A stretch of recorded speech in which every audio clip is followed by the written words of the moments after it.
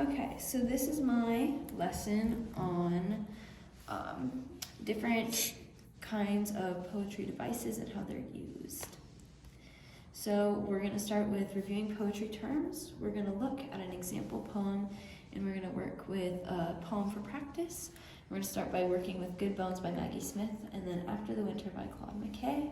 And then these materials are used for an in-person kind of classroom, so you will not need those at this point because we are over Zoom. So going over some poetic devices, we have alliteration, which is the same letter or sound at the beginning of adjacent or closely connected words. And then we have repetition, which is repeating words, phrases, lines, or stanzas. Imagery, which appeals to the senses in a way that creates vivid images and pictures for readers. We have personification, which is animals, plants, or even inanimate objects are given human qualities. And a figure of speech is hyperbole, which is a striking exaggeration. Simile is figurative language that compares two things using the word like or as. And a metaphor, which is the figurative language which compares one thing to another directly. So have you ever used one of these before in class, or have you talked about these before in an English class? Yeah, so a common one, an example for alliteration is Sally sells seashells by the seashore. So that might be one you're familiar with, even from like rhymes and other stuff as a kid. So this is Good Bones by Maggie Smith, and we'll play an audio of this so that way you can hear what it sounds like when it's being read.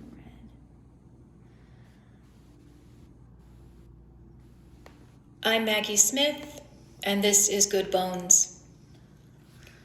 Life is short, though I keep this from my children. Life is short, and I've shortened mine in 1,000 delicious, ill-advised ways, 1,000 deliciously ill-advised ways I'll keep from my children. The world is at least 50% terrible, and that's a conservative estimate, though I keep this from my children. For every bird, there is a stone thrown at a bird. For every loved child, a child broken, bagged, sunk in a lake. Life is short, and the world is at least half terrible, and for every kind stranger, there is one who would break you, though I keep this from my children. I am trying to sell them the world. Any decent realtor walking you through a real shithole chirps on about good bones. This place could be beautiful, right? You could make this place beautiful. Okay, so that's the first poem we will be looking at here. And so, moving on. So in this poem we see repetition, which is one of the devices we just talked about.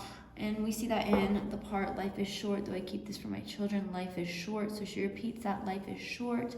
And then the next two lines, 1,000 delicious ill-advised ways, 1,000 deliciously ill-advised ways.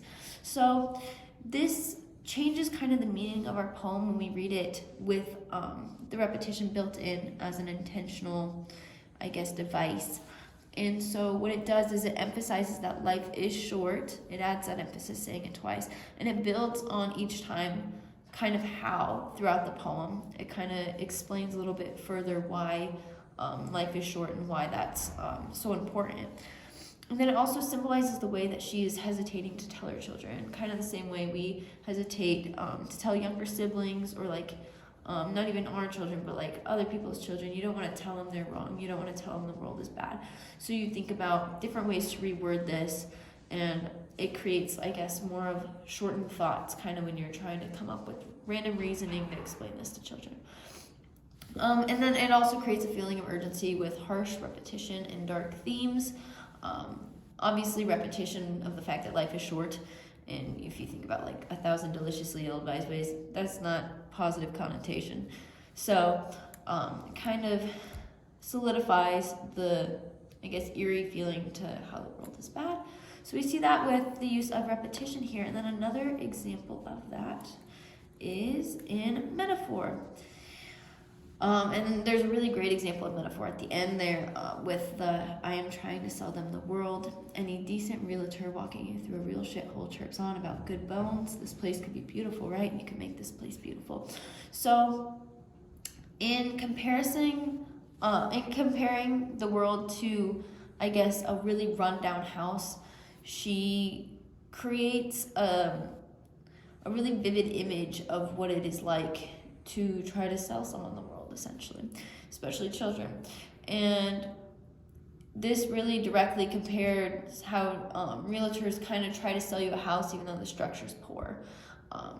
We try to sell the world to our children even though the world isn't always great. We tell them that they can do anything and be anyone, even though we know that's not the reality a lot of the time. So it's kind of a direct comparison of that. So that's one of the effects that metaphor has on this poem. It also kind of makes a little bit of hope at the end. You can make this place beautiful. And it kind of symbolizes again in the way that, when you go through a house, you're being sold a house, you say you don't like something, they're like, oh, but if you just painted the walls, if you just fix the tile, you could fix it and make it beautiful. And I think that's a lot with how we are with kids. We're like, oh, you can save the world. You will be the people to step up and do this thing. So we try to give that hope, even though it's not always a direct reality of how the world may be. But, we always want to have that hope, and I think ourselves try to convince ourselves that they are the hope. So I think that metaphor does a really beautiful job of incorporating that. So then we'll look at this other poem, After the Winter, and we'll work together to identify some of these literary devices used in it. Okay, so this poem's pretty short. This is After the Winter by Claude McKay. Someday when the trees have shed their leaves and against the morning's white, the shivering birds beneath the eaves have sheltered for the night. We'll turn our faces southward, love, towards summer isle, where bamboos spire the shafted grove and wide-mouthed orchid smile. And we will seek the quiet hill where towers the cotton tree, and leaps the lapping crystal rill, and works the droning bee. And we will build a cottage there, beside an open glade. Sorry.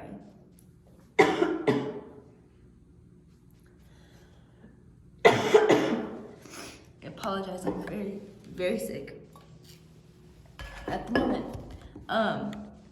With black-ribbed bluebells blowing near and ferns that never fade. Sorry about that. Moving on. So these are our devices again. And are there any that you noticed in the poem? Sorry. I feel it used a simile, didn't it? In it?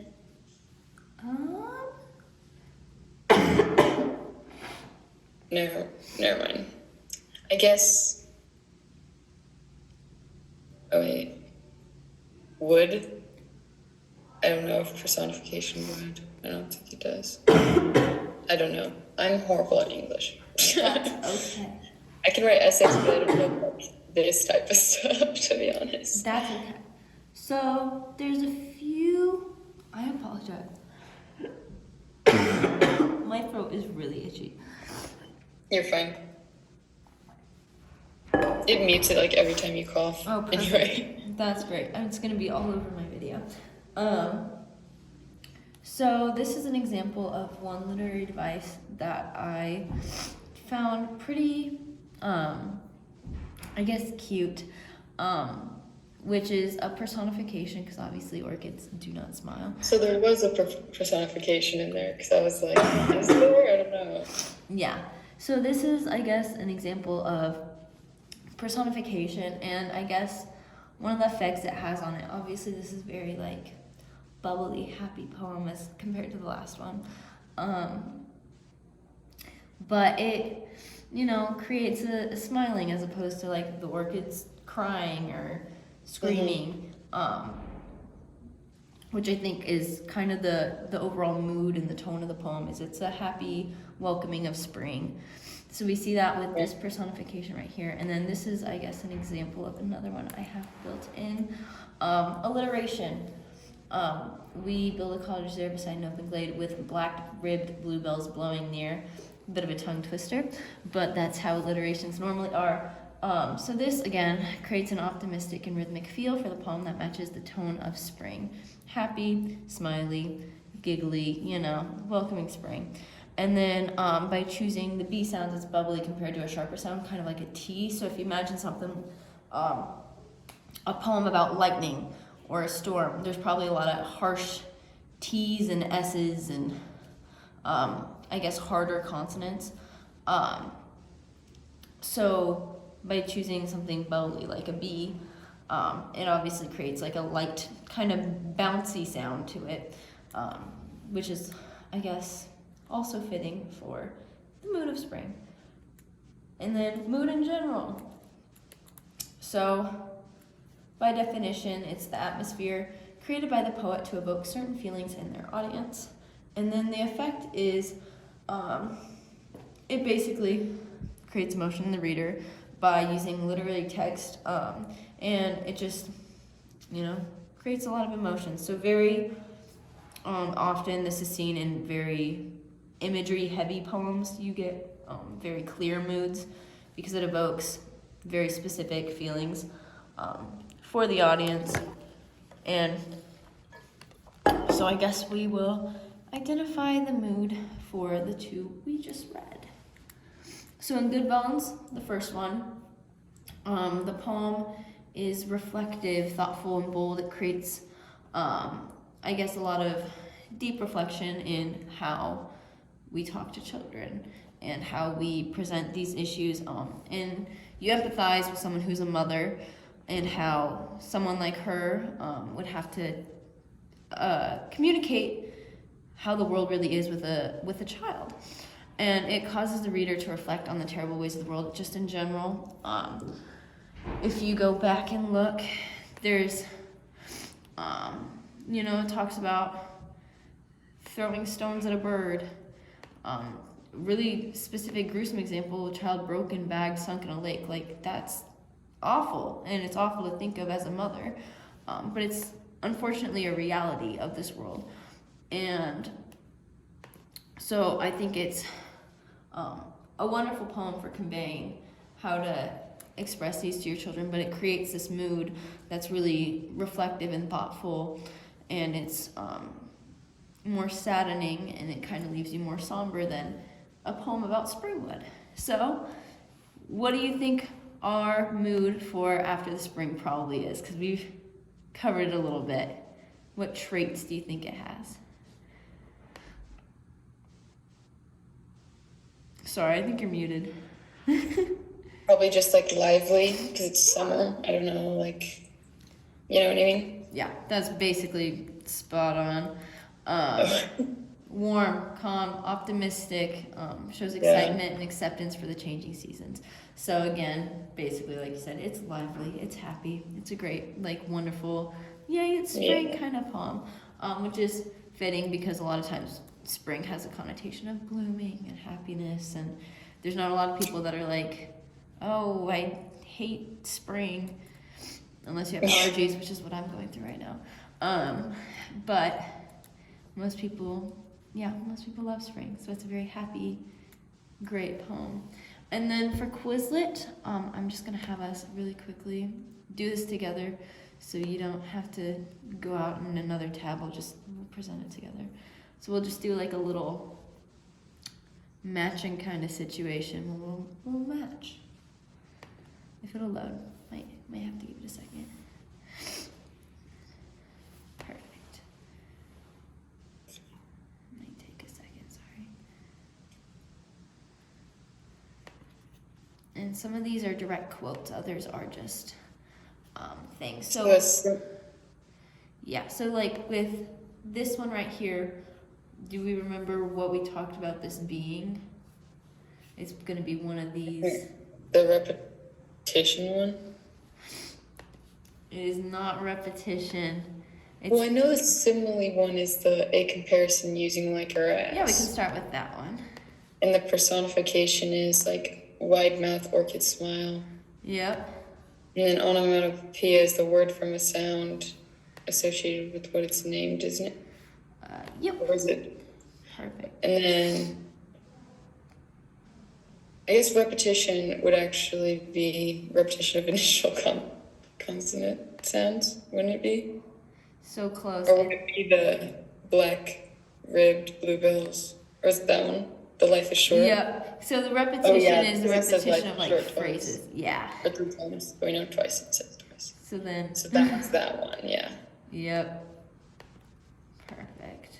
Great job. Those are tricky because a lot of them sound very similar, and you would think it would literally just be repetition. Yeah. But they're not. Those are like the hardest because they all the definitions sound like the exact same.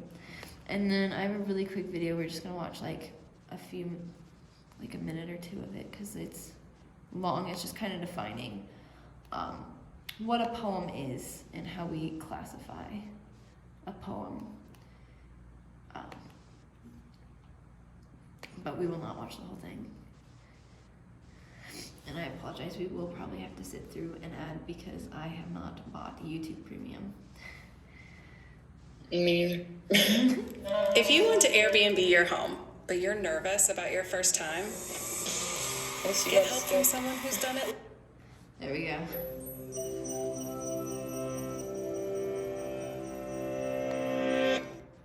'75 with his message of unity and friendship. When he finished, the audience wanted more. They wanted a poem. Ali delivered what is considered the shortest poem ever. Me, we. Or is it me, we? No one's really sure.